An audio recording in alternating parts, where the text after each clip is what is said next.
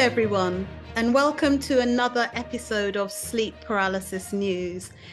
This is a brand new podcast where we're speaking to guests about their sleep paralysis experiences.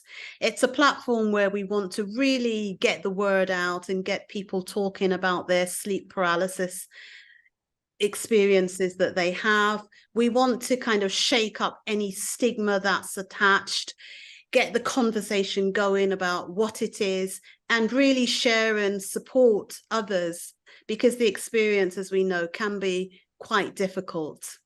So I'm Sheila Price Brooks, and I'm joined with my co-host Cyrus. Cyrus is a film director. He's working on his first major movie, which is all about sleep paralysis at the moment. And our guest here today is Lorelei, who's going to share her experiences with us. So without further ado, I'd like to go straight in and speak to you, Lorelei, about your experiences. So can you tell us, are we talking about one or several?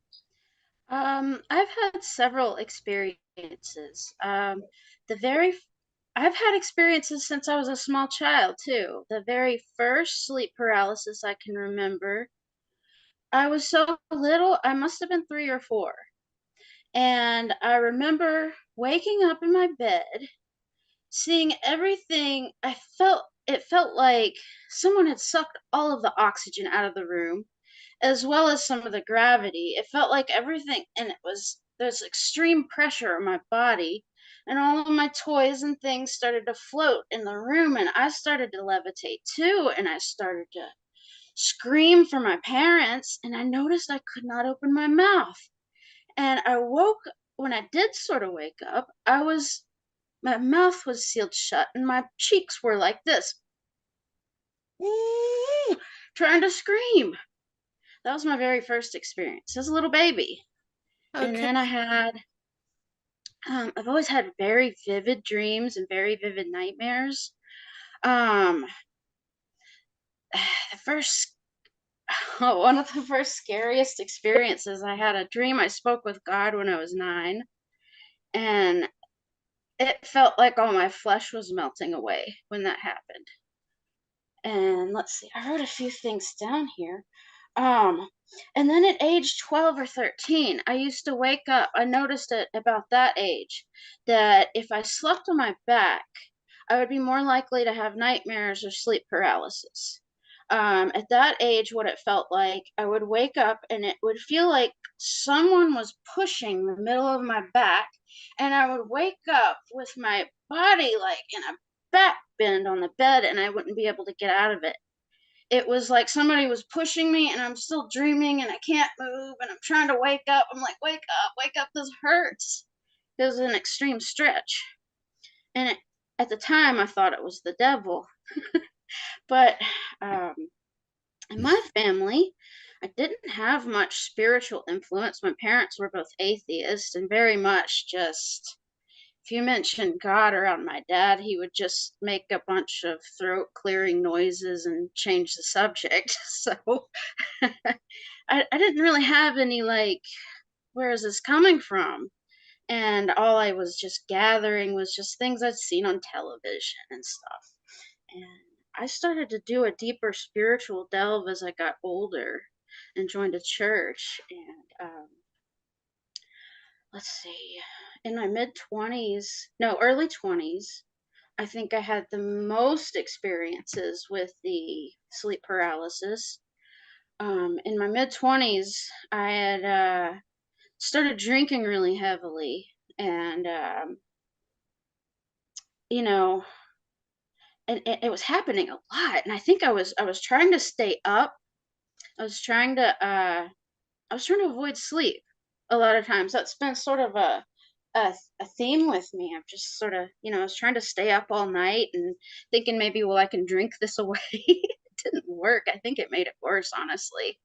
Mhm. Um, but yeah, I would wake up, and a lot of times it would feel like I'm being like electrocuted. I could feel like every nerve in my body was just going bzzz, and it would hurt. And I'd be sitting there, and things around the room would move or levitate, or there'd be like dark shadows that look like they felt so. It, how you can feel a shadow is only in a dream, but it felt like it just felt like pure evil. Yep. It felt bad. It felt like something that wasn't supposed to be. It felt like alien Yes. and foreign. Something it's Eerie. almost like it's not yours. It doesn't belong to you, if that makes sense. I'm sort of a science-minded person myself. I've got a degree in biology and a minor in chemistry from the University of Memphis, and one of my most interesting classes was neurobiology. And they, for a brief chapter, they introduced the theme of, they said it was a new branch of science, you're probably familiar, called neurotheology. And that was like, I loved that little bit of class. That was the most interesting favorite class. And they talked about something called the God helmet. Have you ever heard of this? No. It's something by Dr. Michael, I don't know how to say his name, Persinger, maybe. But it was a helmet that he invented. It sends electro somethings through the skull. You could probably look the article up. I'm not very good with words.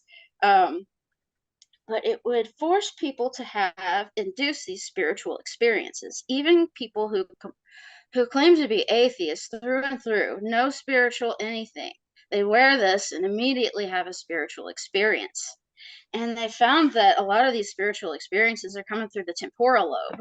So this is exciting because, and for you as a scientist too, because you're with this, we now know where some of our spirituality is coming from in our brain, and a lot of it's going through the temporal lobe. And we saw some of the brain scans with these lit up. There was also there's let's see, genetic. There was some study done with genetic DNA that is for it's. There's like a.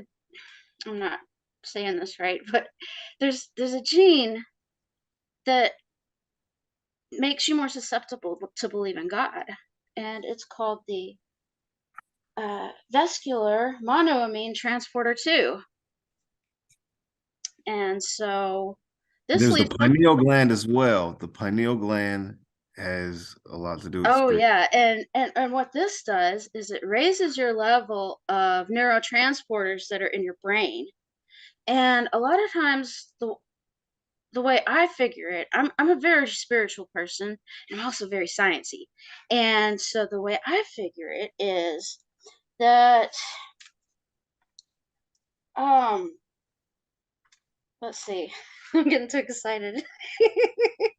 Okay, it's it's that I think the reason I have so many spiritual experiences and um bizarre dream phenomenon that happens, I think my brain is just left on. More parts of it are just left on than a normal person. Perhaps that's due to genetics or some trauma in early youth, or it's something in my environment.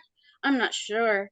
Uh, Nobody in my family seems to have reported any dreams. In fact, usually when I talk about my dreams, my family are just like, that's too much. We don't want to hear all that. we, we don't want to hear all that, Lorelei.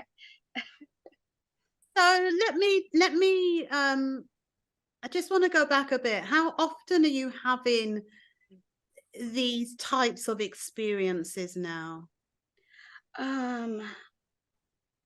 Like I said, my in my early 20s, that's when I had the most of them, and it would be like almost every night at certain periods, and sometimes it'd go a week or a month, and then I'd have them usually back to back. It seemed like, and then in my 30s, I stayed really busy and overworked. I went back. That's when I went back to school, and it seemed like and I started to develop a more spiritual life. I joined a church, and it seemed like the experiences really tapered off. All dream experiences. I still had some, there was still an occasional experience of a night terror where I woke up on my back, but it would be brief. It wasn't like I was trapped in it. It wasn't that overwhelming fear. It happened so quick. I didn't have time for all that. It would just be very, okay, I'm done. Okay.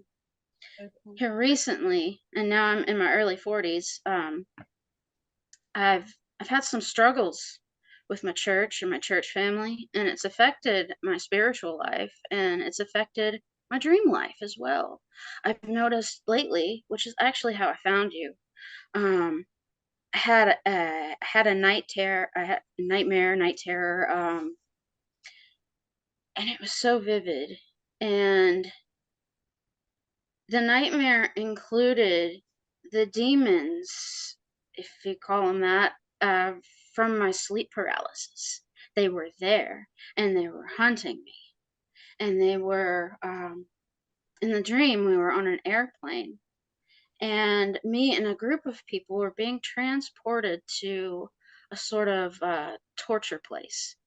And it was so oppressive, and all I could think of was escape and how do I get out of here and possibly even bring help for these other people. And the warden of the place was the demon. It was the main demon. It was the one that sits on your chest and takes your air in the night terror. It's the one that lurks in the room and makes you feel sick inside here. And so I got on the internet, and that's how I found you. I thought, is there any new science right now about this? Because I don't know who to talk to. Nobody else I know experienced these weird things. So I'm glad I found you. I'm glad too. So have you seen anything? Have you seen that demon before when you're sleeping? Or is it just a sense of it being around? And if you've seen it, what does it look like? Usually the sense comes before the visual. In fact, I want to think my brain comes up with the visual to paint this feeling I've got. Mm-hmm. Yes, I've seen it, and it's just dark, and you almost can't look at it. It's just so you see it, and you wanna just turn your head, close your eyes. You just go, ugh, ugh. I never can look at it. It's just so dark and large. And when I was a child, I used to see it as I was trying to fall asleep in my room. It would cover the doorway. I'd leave the door open. I never liked to have it shut because I thought it'd be shut in with it. But it was just like a shadow, and it would cover it up. And I don't know. My mom says you got an imagination. Yeah, that's you're dreaming, you're dreaming. And Has who it ever knows? touched you? Um not wait, no, yes. When I used to wake up with it in my back, it was it on oh yeah, when I was like 12 or 13. I had another God dream, and okay. I don't know when I'm awake and when I'm asleep for this part, so I'll just kind of guess at it as we go. Okay, so I've gone to sleep for the night. I wake up in the middle of the night, and I'm like thirsty. I gotta go to the bath. I'm gonna get up and do a midnight. I get on my knees and kind of edge towards the edge of the bed, and all of a sudden I see sort of like smoke drifting through the room. And I'm like, what is this? And I'm thinking, oh, I've got stuff in my eyes. I'm rubbing my eyes. And it just makes it worse. There's more smoke. And then I feel like a spirit in the room. And I look at this spirit, and it's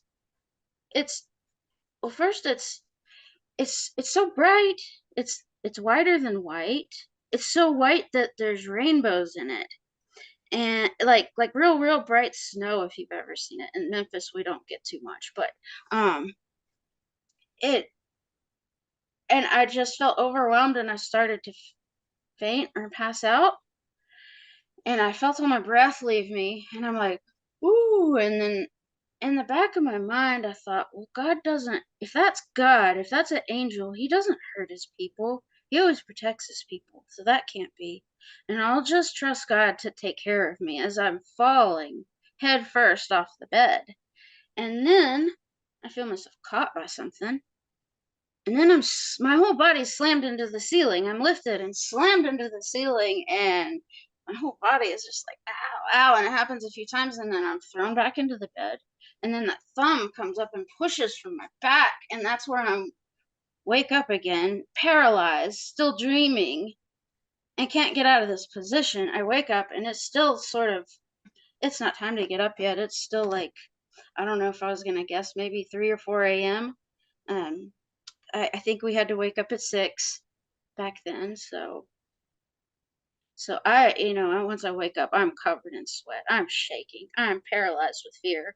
I don't even know if I should try to get out of the bed again and get my mom, if I should just stay in. And I ended up just shaking with fear in my bed. Covered up. I was only 12 when that happened. Well, these things happen. Do you feel like it's a real experience? It does feel real. You In wake fact, up I have a hard time just like drawing the line. Am I asleep or am I awake? Yeah, yeah. And earlier you said that you are quite scientific. And so do you think that it's, and I know you said that you think that your brain is on all the time. That's how you kind of make sense of it. But is it a spiritual engagement, or is it something neurological? What do you think? I think it's very much both. I think Yes. that I'm very studied in biology and I'm very studied in the Bible. And I think we very much need to consider both. We try to, it's difficult to study these two things because they run parallel to each other and they rarely cross. So how can you study with science something like science is the study of the natural world? Spirituality is the study of the supernatural world, but yet they affect each other. We obviously have correlations for those of us who notice both. And to me, you think about what is life, the big question in biology. Biologists will think that viruses are not quite alive, is what they say, but they're made of amino acids, RNA. Some of them even have DNA, but they're not alive. Could this be because that they don't have the spiritual breath of life in them, but they are just the pieces? I think that for creation to happen, for life, for us to even exist, we've got to have a physical component, our amino acids, our DNA, our RNA, all of our microscopic bits and pieces. We've got to have that. But in order for us to have a conscience, for us to have a spiritual being, for us to even exist here today, the spiritual and the physical had to have touched at some point for us to even have this conversation. That's Charmander. Okay, so do you think then that perhaps let's talk about the entity that you see that's spiritual, that's a spiritual entity? Is that what you think? Yes, I do think it's a spiritual entity. Okay. And I think it can manifest in a dream because that is something that's non-tangible for us. That's the inner part of our spirit. That's that little DNA gene that lets us have that experience in our temporal lobe. In a way, we make it up, but it's real, just as real as I can feel and have an emotion. It's as real as an emotion is, I would think. Okay. And when was the last time you had an episode? Well, that nightmare I had with that same demon, that was only a few nights ago. And this is a repeated one. This has been twice I've had this dream. Okay. Great. Well, thank you very much. I don't know if there's anything you'd like to ask Cyrus. Yeah, just I guess one. question last.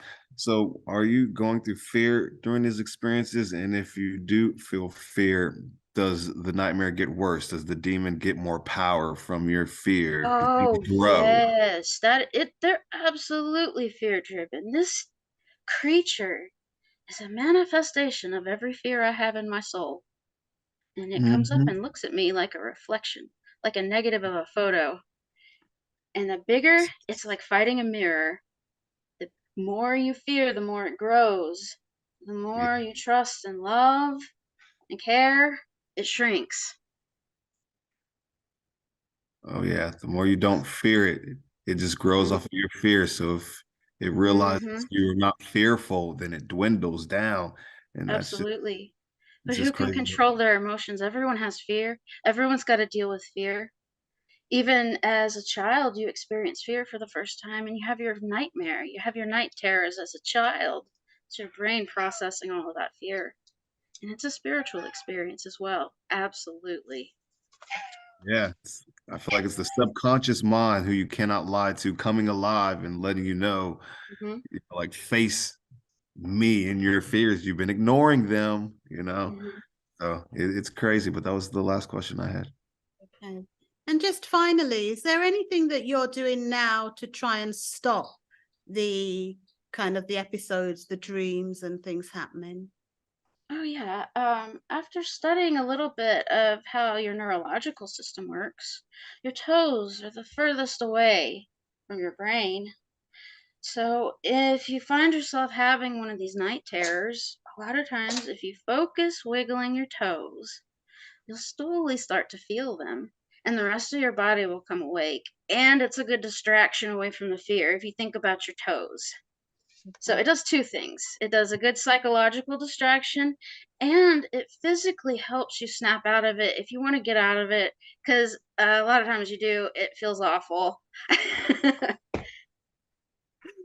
Okay. Oh, and so that's what you're doing and that's working for you. It's worked quite well. Wonderful, wonderful. And I think that's a great point where we can end the show, end the episode on a positive note there. At least there's a takeaway and something that experiencers can do to help themselves. So to listeners who are having sleep paralysis episodes, focus on your toes. Try and move and wiggle the toe. It's the furthest part of your body from your brain. So try it and see if it works, and I hope it does. Thank I you very hope it helps somebody, and thank you so much. Thank both of you. Okay, Thank you so wonderful. much. All right, then you take care, Lorelei. Y'all too.